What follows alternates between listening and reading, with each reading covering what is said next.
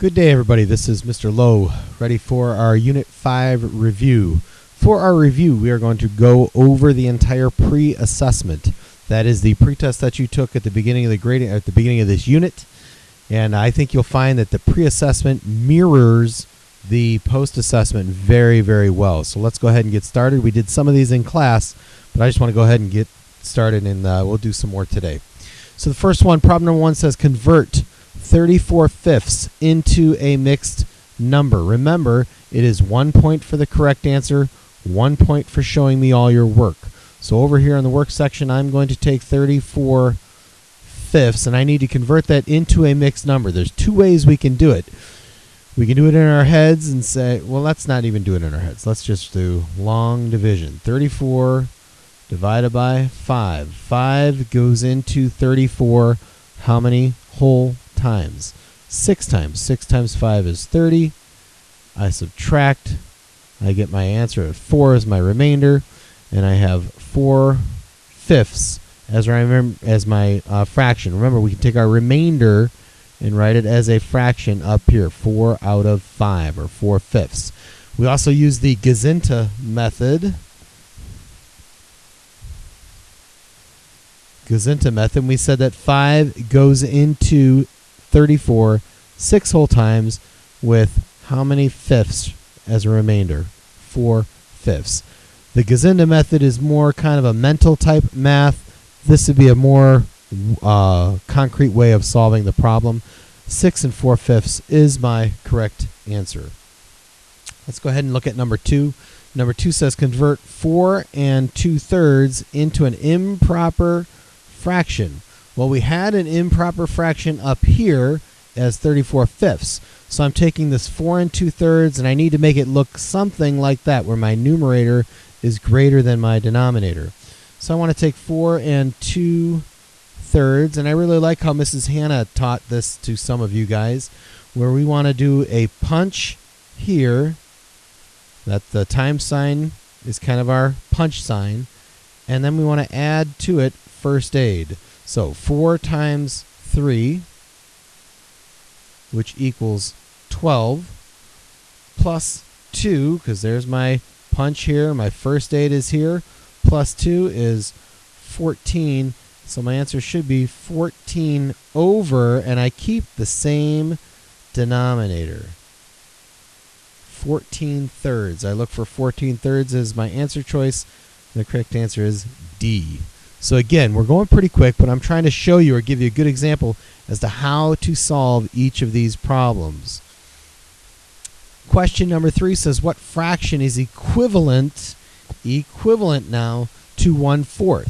When I think of equivalence, I think of either multiplying or dividing. So I need to take 1/4, and I'm either going to multiply it by the same number to get a new number, or I'm going to divide it by the same number to get a new fraction. I don't really need, I know I can look at this and say, well, I can't divide 1 by anything other than 1.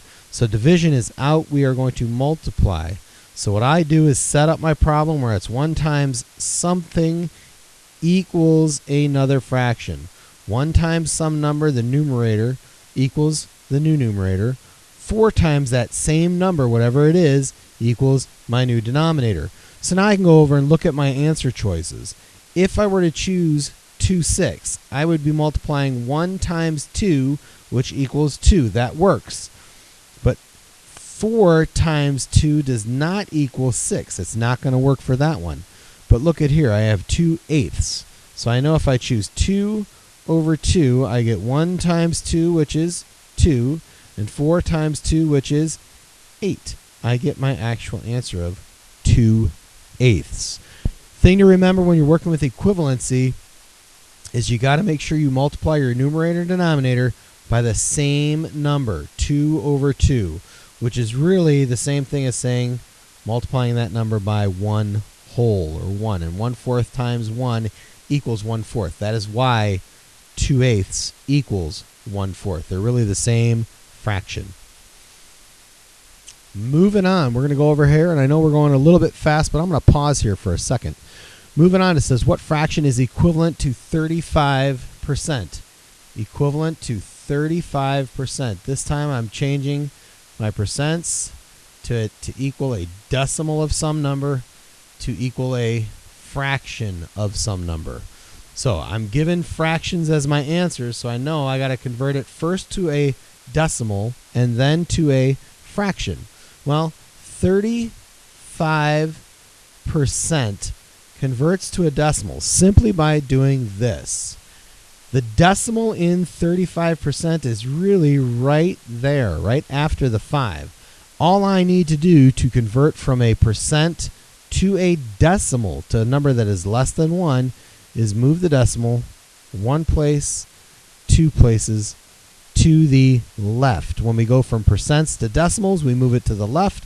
When we go from decimals to percents, we move it to the right. So this time we're moving it to the left 2 places. So I get 0.35, which is read as 35 hundredths. And I know when I'm converting my decimals to a fraction, all I have to do is read this decimal, 35 hundredths, and write it, 35 hundredths. Read it, write it, circle the correct answer. Question number 5. Amber is simplifying fractions. Which fraction should she use to simplify 16/36 to lowest terms? There's 2 ways we can do this. Let's do it the easy way first. 16/36. When I see the word simplify, I think divide. So I know that I need to divide my numerator 16 by a fraction and my denominator 36 by a fraction. Well, I can pick any of those to reduce them. So if I pick 16 divided by 2 over 2, I get 16 divided by 2 is 8. 36 divided by 2 is 18.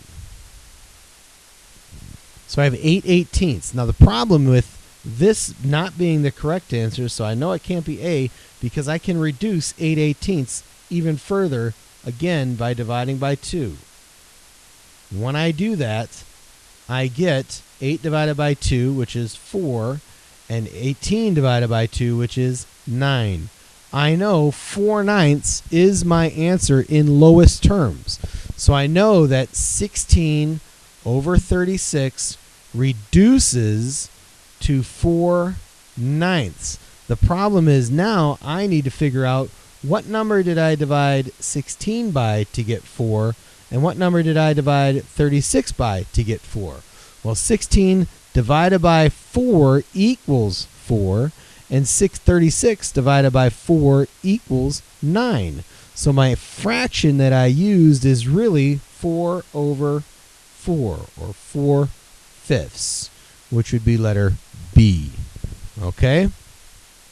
I'm going to pause right now because I know I want these reviews to be a little bit smaller, the videos to be a little bit smaller. But right now we've done questions 1 through 5, and right now I really think you guys, if you think about it, you all should get all of these correct, because it's basically going to be very, very similar styles of questions on your actual test as they are on the pretest. Now, the best way to study: do not just simply read the video or watch the video. What you need to do is change these fractions here. Maybe instead of 34/5, you could pick 27/9 or 22/4. You know, pick your own numbers and see if you can come up with the correct answer. We will be back with part 2 momentarily.